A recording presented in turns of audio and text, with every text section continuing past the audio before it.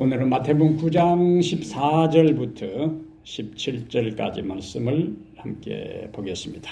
마태복음 9장 14절부터 17절. 그때의 시작. 그때에 요한의 제자들이 예수께 나와 이르되 우리와 바리새인들은 금식하는데 어찌하여 당신의 제자들은 금식하지 아니하나이까? 예수께서 그들에게 이르시되 혼인집 손님들이 신랑과 함께 있을 동안에 슬퍼할 수 있느냐? 그러나 신랑을 빼앗길 날이 이르리니 그때에는 금식할 것이니라. 생배 조각을 낡은 옷에 붙이는 자가 없나니 이는 기운 것이 그 옷을 당기어 헤어짐이 더하게 됨이요 새 포도주를 낡은 가죽 부대에 넣지 아니하나니 그렇게 하면 부대가 터져 포도주도 쏟아지고 부대도 버리게 됨이라. 새 포도주는 새 부대에 넣어야 둘이 다 보존되느니라. 아멘. 오늘은 새 포도주는 새 부대에 이런 제목으로 말씀을 좀 나누겠습니다. 이 말은 우리가 익히 아는 말입니다. 신앙을 하지 않는 사람들도 이런 표현을 사용을 해요. 새 포도주는 새 부대에. 근데 이 말을 많이 사용은 하고 많이 듣기는 하지만은 이 말의 의미가 무엇인지는 깊이 생각을 잘 하지를 않습니다. 새 포도주는 새 부대에. 오늘 이 의미를 깊이 성찰을 해 보겠습니다. 한국 기독교회사를 보면은 흥미로운 것들이 많이 있어요. 초기 교회 건물 형태는 기역자 형태로 되어 있습니다. 왜 그렇게 되어 있을까요? 기역자 형태로 되어 있는데 한쪽에는 남자들이 앉고 한쪽에는 여자들이 앉고 그 기역자 한가운데 강도상이 있었어요. 그 다음에 조금 시간이 지나면서 한 공간 안에 남자, 여자 신도들이 다 모이는데 예배당 한가운데 커튼을 쳤습니다. 그래서 남자와 여자들이 서로 못 보게 가운데 커튼을 쳤어요. 그리고 초기 대부분의 교회는 오늘날처럼 이렇게 폭신한 의자에 앉아 있는 게 아니고 방석을 끌고 바닥에 앉았습니다. 그러다가 이제 긴 장의자가 이제 등장하게 돼요. 초기 우리 교회 역사의 음악을 보면은 기타를 치지 못하게 했습니다. 아주 보수적인 장로들은 기타를 치는 젊은이들은 마귀 새끼라고 했어요. 이제. 기타를 메고 교회에 오는 것을 완전히 금지를 했어요. 찬미가 외에 복음 성가는 1절 예배 시간에 또 부르지 못하게 했습니다. 우리 재림교회 음악 역사에도 1980년대 초에 처음으로 복음 성가가 도입하게 되고 그것도 청년들이 이제 그 노래를 부르고 예배 시간에는 복음 성가를 부르면은 벼락 맞아 죽는 것으로 생각을 이제 했습니다. 초기 교회 역사에는 여자들은 대표 기도를 하지 않았습니다. 이 설교단에 세우지도 않았습니다. 치마 입은 여자는 여기 함부로 올라오면 안 된다고 했어요. 장로나 목사는 여자들이 될 수가 없었습니다. 그런데 지금은 달라졌어요. 세상이 어떻게 되었다고요? 많이 바뀌었습니다. 세상이 변하는 것처럼 교회도 여러 형태들이 많이 바뀌고 있어요. 독일의 이 유명한 작가인 헤르만 헤세, 꽃은 모두 열매가 되려 하고 아침은 모두 저녁이 되려 한다. 이 지상에 영원한 것은 없다. 변화와 세월의 흐름만 있을 뿐이다. 세상의 모든 것이 다 변하고 있어요. 그래서 불교의 핵심 교리도 모든 것은 변한다에서 출발합니다. 일체, 무상, 항상 그대로 있지 않다. 세상의 모든 것이 어떻게 된다고요? 변하고 있다. 이런 때에 중요한 이제 이 명제가 있는데, 자, 읽어봅니다.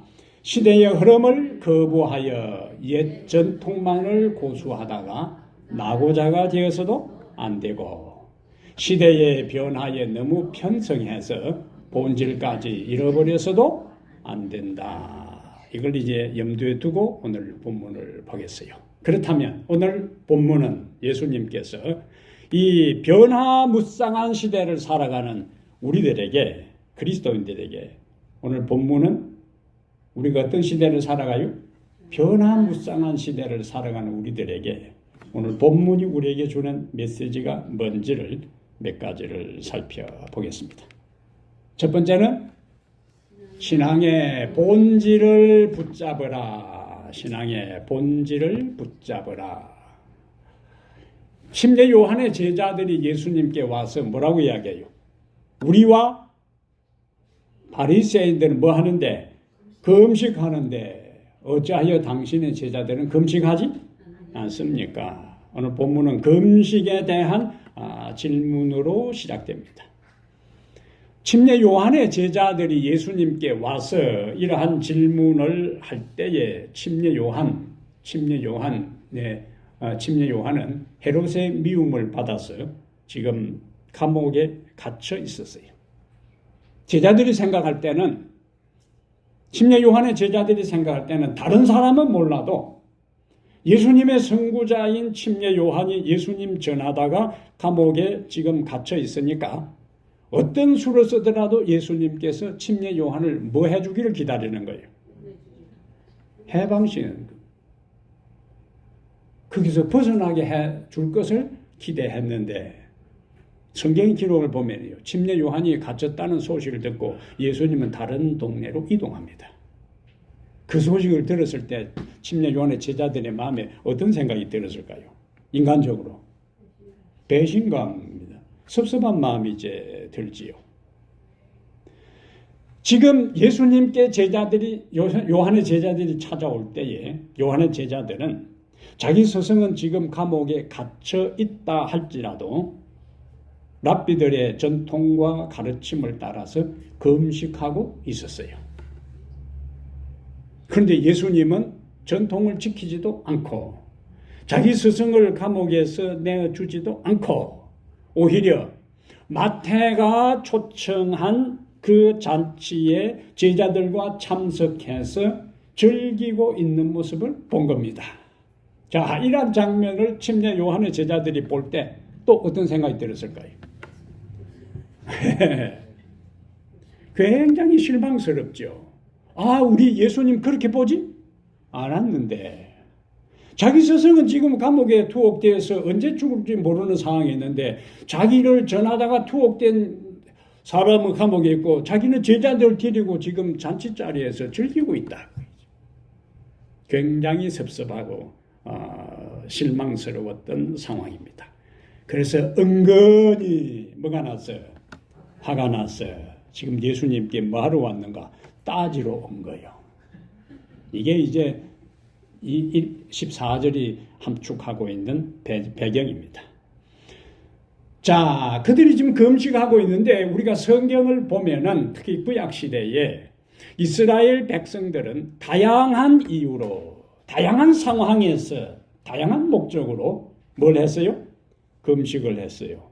자, 여러분 기억 속에 어떤 상황에서 금식했는지 기억을 한번 더듬어 보세요. 눈치가 보니까 하나도 생각이 안 나는 눈치니까 제가 이야기를 해줘야 되겠어요. 개인적으로 금식하고 국가적으로 금식을 했는데 이스라엘 역사에서 악한 왕 두 번째 가라면은 서러워할 사람이 있는데 아합 왕입니다. 아합 왕. 아주 악하고 악독한 왕이었어요. 질이 아주 안 좋은 왕이었어요. 그런데도 우리 사람 같으면은 당장에 그냥 배력을 때려서 죽여야 될 사람인데도 불구하고 이 아하방이 열왕기상 21장에 보면은 베옷을 입고 걸음을 천천히 걸으면서 금식하고 회개하는 장면이 나와요. 근데 하나님은 눈물로 회개하고 금식하면은 하나님 마음은 한없이 약해집니다. 네? 그게 우리 하나님이에요. 어찌 그럴 수 있어요? 하나님이니까 가능한 거예요. 하나님이니까 가능한 겁니다. 그러한 아합을 하나님은 그때에 용서해 주셔요. 회개하고 금식할 때.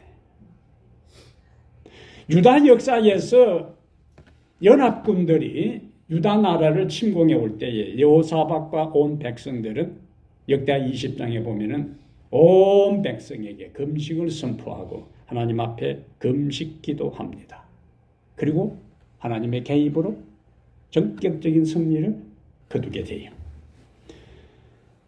느헤미야 1장에는 예루살렘 성이 파괴되고 예루살렘에 바벨론에 있다가 이주한 사람들 그리고 바벨론의 포로로 잡혀가지 아니한 소수의 남은 잔류민들이 주변 이방 민족들에게 어려움을 당하고 있다는 소식을 느헤미야가 듣고 금식합니다. 금식하는 장면이 있죠. 자, 에스더서에서 하만의 모략에 의해서 유다 백성이 하루아침에 몰살될 위기에 처했을 때에 에스더는 뭐해요? 금식합니다. 다니엘 9장에 가면 다니엘은 예루살렘 중건령이 내릴 때가 다 돼 가는데 왕궁에 특별한 움직임이 없고 그가 다니엘 8장 14절 2300주야까지니 그때의 성소가 정결함을 받으리라는 이 계시의 의미를 알지 못하고 고민하다가 뭐 했을까요? 금식합니다. 신약에 와서 안디옥 교회는 선교사를 선택하기 전에 기도하고 선교사를 선출하고 난 다음에 또 금식 기도하는 것이 사도행전 13장에 나와 있습니다. 그리고는 신약에 와서 예수님은 인류 구원의 모든 계획을 마지막 점검하고 자신에게 주어진 인류 구원의 사역을 감당할 능력과 지혜를 얻기 위해서 40일 동안 뭐 해요? 금식합니다. 그러니까 성경의 금식 기도는 지극히 신앙인이 자신의 한계를 알고 하나님의 권세와 은혜와 능력을 구하기 위해서 간구하는 핵심적인 신앙 행위임이 구약 성경에 드러나 있어요. 문제는 자, 첫 번째 메시지가 뭡니까? 신앙의 본질을 붙잡으라. 예수님 당시 유대인들이 금식 기도했어요. 일주일에 2번씩 경건한 유대인들은 금식 기도했습니다. 그것이 누가복음 18장에 바리새인이 성전에 기도하러 가서 옆에 보니까 누가 있어요? 세리가 있어요. 바리새인이 하나님께 기도합니다. 이렇게 기도합니다. 나는 일회에 몇 번 기도한 2번 답을 가르쳐 줘 버렸네. 나는 일회에 2번 금식하고 소득의 11조를 드리고 이 바리새인하고 같지 않습니다. 거기서 뭘 강조해요? 나는 일주일에 2번 금식한다고. 유대인들은 화요일하고 목요일에 금식을 했어요. 그리고는 그 금식할 때에는 내가 지금 금식을 하고 있다는 것을 몰래 한 것이 아니고 어떻게 했어요? 알렸어요. 그래서 일부러 사람들 앞에 가서 막 힘없는 것처럼 하고 깨제제한 것처럼 하고, 예? 자기가 내가 지금 뭐 하는 중이라고, 금식하는 중이라고. 예수님은 그것을 다 꿰뚫어 보고 마태복음 6장 16절에 사람 앞에 보이려고 일부러 슬픈 기색을 한다고요. 웃기는 시절이에요. 예수님은 어떻게 하라고요? 더 슬픈 표정을 지어라. 그렇게 하지 않고 마태복음 6장 17절 18절에 머리에 기름을 바르고 얼굴을 씻어라. 사람에게 보이려고 하지 말고 은밀한 중에 보시는 하나님만 보시도록 그렇게 하라고 했어요. 자, 그렇다면 금식을 하기는 했는데 그들은 뭘 상실했어요? 본질을 상실했어요. 금식의 본래 의미 그것을 상실하고 그것이 종교적인 행함의 공로로 치부돼 버리는 그러한 시대에 살았어요. 본질을 잃어버리고 형식만 남았습니다. 산상복 87페이지에 하나님의 말씀이 명령하는 금식은 무엇 이상이라고? 형식 이상이다. 형식 이상이라는 건 뭘까요? 밥을 먹지 않는 것 이상이다. 그 안에 뭐가 있다는 거예요? 본질이 있다는 거예요. 본질. 하나님께서 우리에게 요구하시는 금식의 목적은 세 가지를 딱 보세요. 이거 원래 대학원에서 공부할 때 주관식으로 나오는 거예요. 이제 금식의 세 가지 목적을 써라 이리 나온다니까. 자, 첫 번째는 죄의 무서운 특성을 깨닫고 요거 하면 10점 줍니다. 두 번째는 하나님 앞에 마음을 겸비하게 하고, 그 다음에 세 번째는 그분의 용서하신 은혜를 받을 수 있도록 도와주기 위한 것이다. 이것이 금식의 본래의 의미요, 목적이요, 본질입니다. 저런 목적으로 금식을 해야 된다는 거예요. 이러한 것은 우리에게 뭘 시사하는가? 우리가 오늘 안식일에 하나님 앞에 예배드리기 위해서 왔어요. 그럼 안식일에 대한 것도 안식일의 의미가 무엇인가? 안식일의 목적이 무엇인가? 안식일이 나에게 왜 소중한가? 안식일을 어떻게 지켜야 할 것인가에 대한 안식일의 본질에 대한 것을 정리를 해야 된다. 기도를 한다. 우리가 예배를 드린다. 우리가 하나님 앞에 헌금을 드린다. 우리가 말씀을 암송한다. 말씀을 연구한다. 우리가 봉사한다. 그 모든 것에 뭘 먼저 정리해야 된다고? 본질을 먼저 생각해야 돼. 자칫 잘못하면 본질을 놓쳐버리고 현상에 만족하고 현상을 추구하는데 그것을 예수님께서 가장 싫어하셨던 거예요. 예수님 이 세상에 와서 유대 종교를 보니까 알맹이는 다 빠져버린 거예요. 껍질만 남아있었던 겁니다. 그래서 그것을 외식이라고 하는 거예요. 본질, 핵심, 의미, 알맹이는 없고 껍질, 형식만 남아있는 각질화된 종교에 대해서 예수님께서 준엄한 질책을 백성들에게, 종교 지도자들에게 하신 것입니다.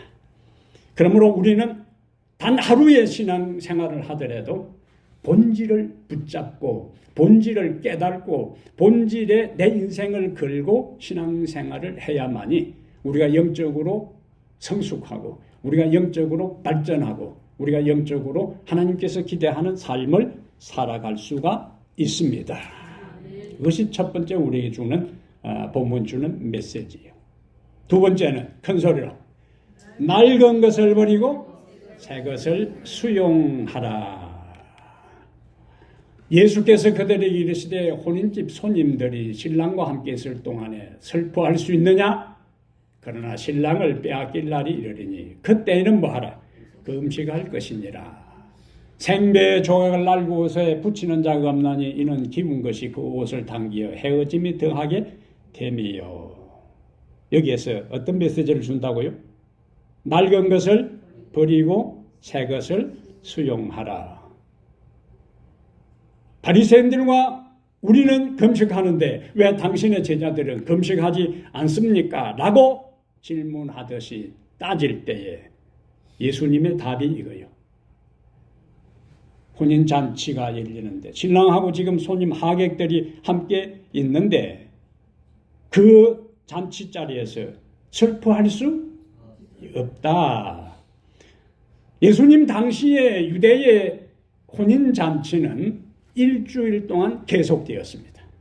신랑의 집에서 일주일 동안 신랑의 친구들과 신부의 친구들이 모여서 일주일 동안 잔치를 했는데 전통적인 금식이라 할지라도 그날 그 축제, 이 결혼잔치에서는 금식하지 않고 마음껏 즐기는 것이 용납되던 시대였어요.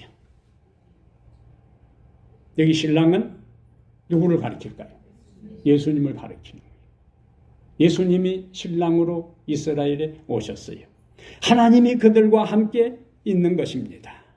그러니까 그때는 금식하고 우울하고 슬퍼할 때가 아니고 신랑 되시는 주님이 하나님의 아들이 그들과 함께 있는 것을 뭐 해야 될 때라고? 기뻐해야 할 때라는 거예요. 솔로몬은 전도서 3장 1절에서 만사에 범사에 기한이 있고 천하 만사에 때가 있다. 범사에 기한이 있고 천하 만사에 뭐가 있다고요? 때가 있나니. 지난번에 우리가 하나님의 때, 하나님의 시간, 카이로스, 인간의 시간은 크로노스, 물리적인 시간이요. 하나님의 뜻을 이루는 구속의 역사의 시간표에 그 모든 시간은 카이로스라고 했어요. 그런데 지금 메시아가 왔어요.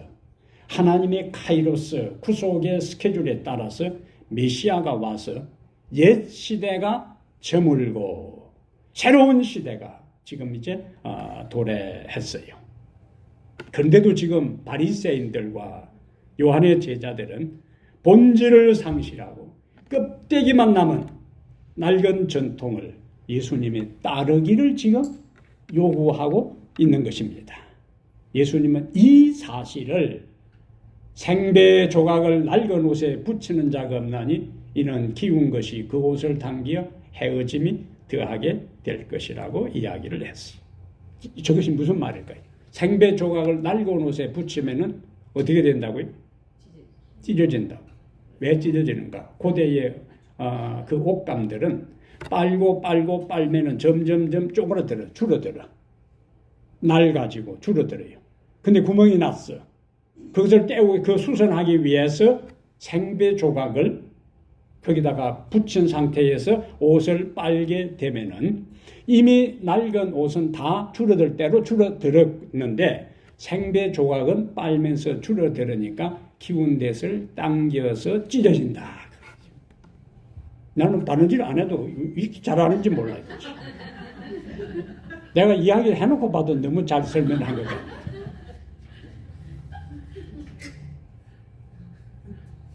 생배 조각을 낡은 옷에 붙이면 일이 된다고 했죠. 그 원리를 내가 여러분들 지금 설명을 해주는 거라 지금.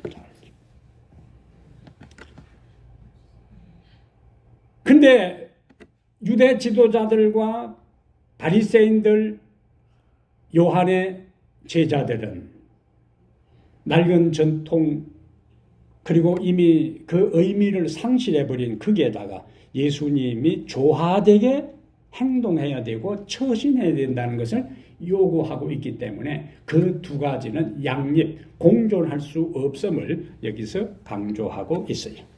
형식적이고 전통적인 가치, 의미를 상실한 모든 신앙체계, 종교체계, 바리새인의 경우는 예수님의 새로운 진리, 생배와 조화될 수 없음을 이 생배 조각과 낡은 옷의 비유를 통해서 말씀을 해주고 있습니다. 자, 그렇다면 오늘 우리가 신앙생활을 하는 것이 뭐냐? 예수를 믿는다고 하면서 옛생활을 버리지 않는 것은 낡은 옷에 생배 조각을 붙이는 것하고 다를 바가 없습니다.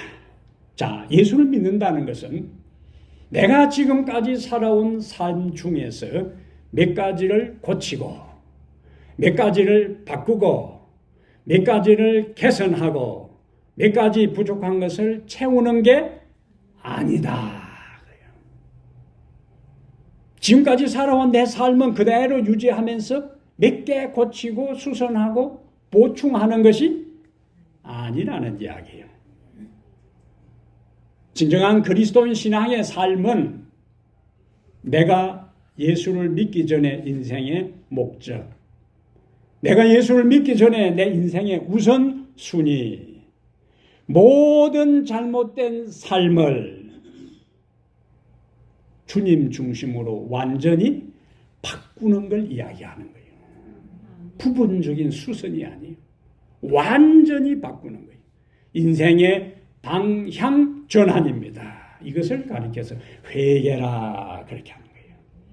내가 살아왔던 방식, 내가 걸어왔던 인생길, 내가 추구했던 인생의 방향이 하나님께서 나에게 깨우쳐 주시는 진리를 보니까 잘못되었다는 것을 알고 부분적으로 수선하는 것이 아니라 완전히 돌아서는 것을 진정한 그리스도인의 삶이라고 하는데, 그것을 회개라 그렇게 하는 겁니다. 이 사람이 옛날 삼성의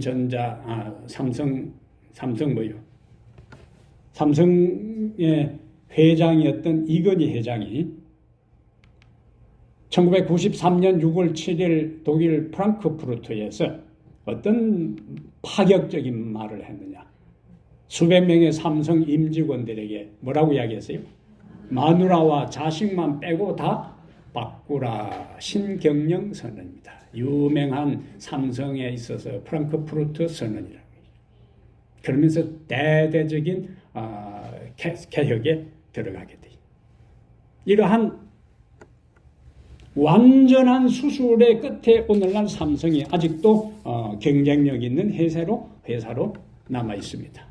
여기 마누라와 자식만 빼고 다 바꾸라 그래서 저거는 바꾸면 안 되는 거예요. 그래서 서론에서 바꾸어야 할 것은 바꾸되 바꾸지 말아야 할 것은 유지해야 돼. 그걸 분별하는 것이 지혜입니다. 이 사람도 지혜가 있잖아요. 마누라하고 자식까지 다 바꾸라 하지 않고 그거 말고는 다 바꾸라. 그리스도인의 삶에 있어서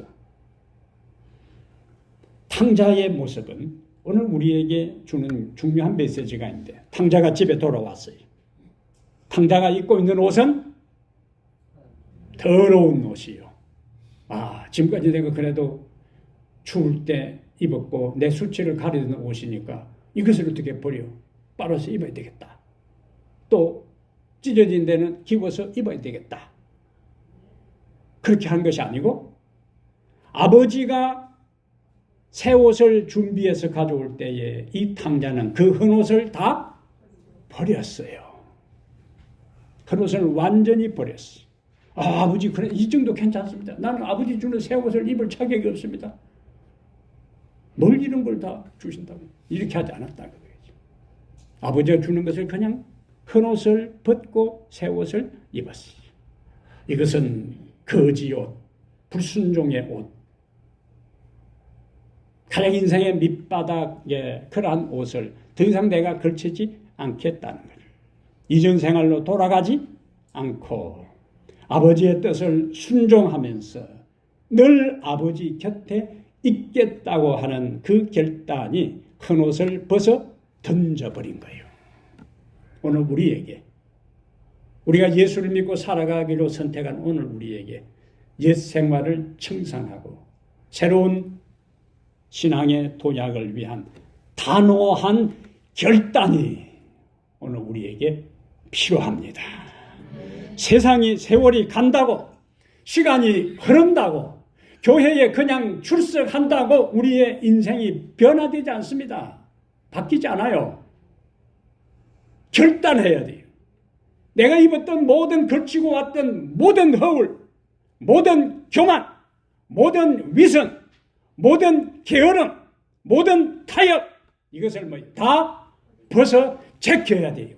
그리고 하나님께서 주시는 새로운 의의 옷을 입고 출발하겠다는 결단이 있어야 우리의 인생에 새로운 변화가 찾아오는 것입니다. 낡은 것을 버려야 돼요. 붙잡고 있어서는 안 됩니다. 개인에 따라서 집에 가보면은 쓰지도 못할 걸 박물관처럼 잔뜩 재놓고 있는 사람들이 있어요. 혹시 언제 쓸까 싶어서 놔두는데 그런 혹시는 잘 안 옵니다. 2, 3년 있어도 안 쓰는 거는 놔둘 필요가 없어요. 가감하게 버려야 돼요. 가감하게. 우리의 신앙의 삶도 마찬가지입니다. 버려야 될 것, 끊어야 될 것, 포기해야 될 것, 단절해야 될 것, 벗어야 될 것. 하나님께서 주신 지혜를 통해서 분별한다. 그것을 과감하게 결단하는 그런 각오가 우리에게 있을 때 우리의 인생이 달라질 수가 있습니다.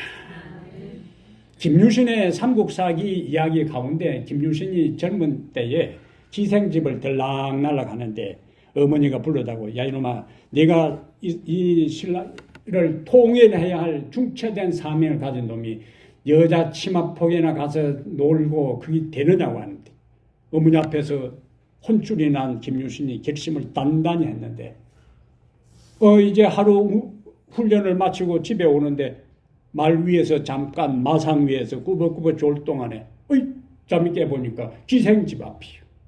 얼마나 자주 들락거리는지 말이 알아. 마치고 나면은 항상 기생집에 들렸다가 집에 가니까 주인은 꾸벅꾸벅 말 위에서 졸고 있어도 그 말이 기생집 앞에다가 딱 때리는 거예요. 들어갈 것인가? 돌아설 것인가? 김유신이 자기가 아끼는 애마 칼로 목을 칩니다. 그것은 말의 입장에서는 참 억울한 일이지만 삼국을 통일하는 데 있어서는 김유신이 말에 목을 치면서 더 이상 기생집에서 내가 기생집에 들락거려서는 안 된다는 비장한 각오를 자기 사랑하는 말에 목을 치면서 결단을 내리는 거예요. 그리고는 자기 친구였던 김춘추, 나중에 무열왕이 되는데 김춘추와 의기투합해서 삼국을 통일하는 중심 인물이 되는 것입니다. 신앙에 뭐가 필요하다고요? 결단이 있어야 돼요. 결단이. 진리면은 따라야 되는 거예요. 진리면은. 이것저것 계산하면은 절대로 순종하지 못합니다.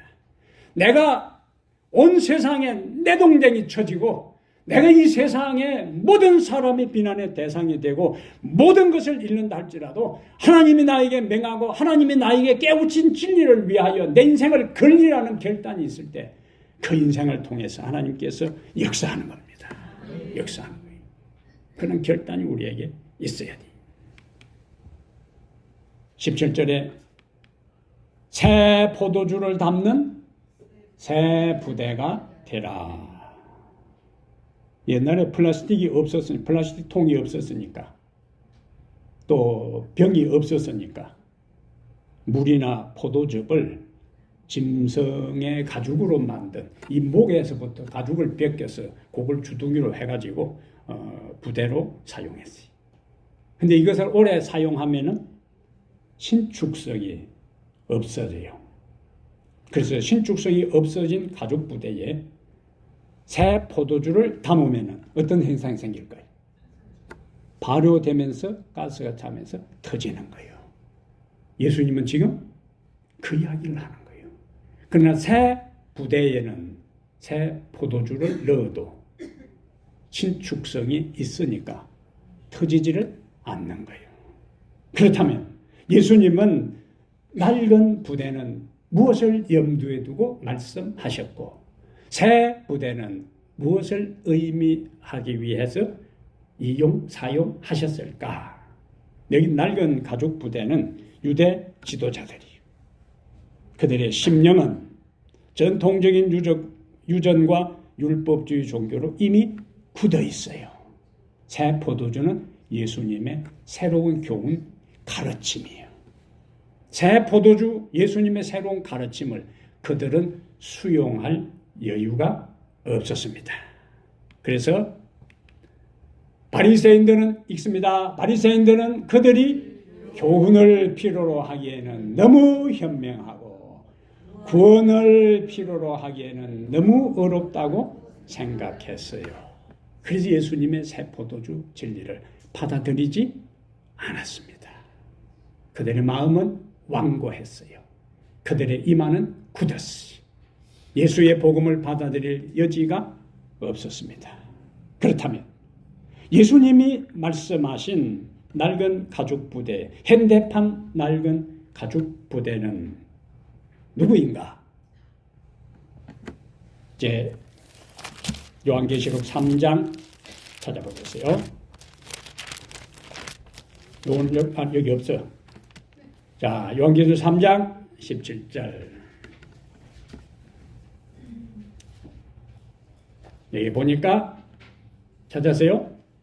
찾기 힘든 가운데 있는 거는 제가 다 보여주고 찾기 쉬운 것만 지금 찾게 하는 거예요. 다 내가 배려해가지고 있는. 자, 17절 읽습니다. 네가 말하기를 나는 부자라 부유하여 부족한 것이 없다 하나. 그 다음에 내 공고한 것과 가련한 것과 가난한 것과 눈먼 것과 벌거벗은 것을 알지 못하는 도다. 이 사람들은 영적으로 가난하고 곤고하고 가련하고 눈멀고 벌거벗은 것을 뭐라고요? 알지 못했어요. 그들은 말씀 라우디게아 교회 역사의 마지막을 살아가는 오늘 여러분과 나의 모습 속에 여기저기 들은 것은 알고 많이 알았어. 아, 저것도 아는 거네. 아, 저것도 아는 거래. 알면 따라야 되는 거예요. 암 자체가 우리에게 우리의 삶을 변화시키는 것이 아닙니다. 유대인들은 성경의 진리에 정통했어요. 바리새인들, 서기관들은 성경 박사들입니다. 제사장들, 성경 박사들이에요. 그런데 막상 예수님이 오셨을 때에 그 예수를 부인하고 죽이는데 앞장섰습니다. 동방 박사들이 우리가 동방에서 그의 별을 보고 왔는데 했을 때에 헤롯이 당시 종교 지도자들을 다 불러다가 메시아가 어디에 난다고 했느냐 하니까 미가 5장 2절에 의하면 베들레헴에 난다고 했습니다. 바로 대답했어요. 그러나 동방 박사들은 베들레헴에 가서 예수를 만나지만은 대답하고 베들레헴에 메시아가 난다는 것을 알고 있던 그 사람은 한 사람도 베들레헴에 가서 메시아를 만나지 않았습니다. 뭘 우리에게 이야기할까요? 성경의 진리를 아는 것이 중요한 게 아니고 알았다면 그 알을 따라서 움직여야 되는 거예요. 알아야.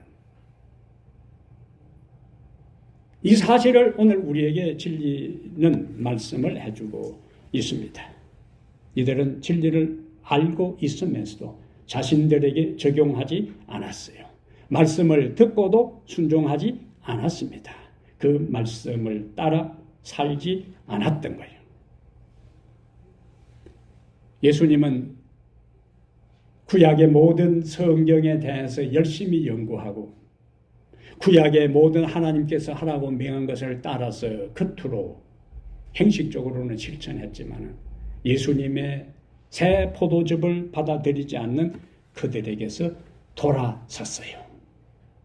그리고는 자신의 새 포도주를 담을 새 부대를 찾아 나섰는데 그들은 어리석은 어부들이었고 그들은 세관에 앉은 세리들이었고 그들은 사마리아 여인과 같은 하찮고 보잘것없고 사회의 하층계급에 속한 사람들이었어요. 사람들의 평가와 사람들의 기대와는 달리 예수님은 바로 그들의 심성이 그들의 마음이 새 포도주를 받아들일 사람들이었음을 알고 그들에게 진리의 빛을 전했어요. 그들은 예수님이 전한 하늘의 빛을 즐거운 마음으로 받아들이고 그들의 삶에 적용하고 그 말씀을 따라 살았어요. 하나님께서 그들을 통해 위대한 일들을 이루었습니다. 사랑하는 여러분, 신앙의 본질을 붙잡게 되기를 바랍니다. 낡은 것을 버리고 새 것을 수용하는 넓은 마음을 갖게 되기를 바랍니다. 그리고 새 포도주를 담는 새 부대가 되기를 바랍니다. 새 포도주를 담을 새 부대는 우리의 마음의 상태에 의해서 결정돼요. 그런데 문제는 마음대로 안 되는 것이 우리의 마음입니다. 우리의 마음은 우리가 바꿀 수가 없어요. 그래서 에스겔 11장 19절에 읽습니다. 내가 그들에게 한 마음을 주고 그 속에 새 영을 주며 그 몸에서 돌 같은 마음을 제거하고 살처럼 부드러운 마음을 주실 것이라고 했어요. 주께서 우리에게 주님의 새 포도주를 담을 새 마음을 주실 때 우리는 새 부대가 될 수가 있습니다.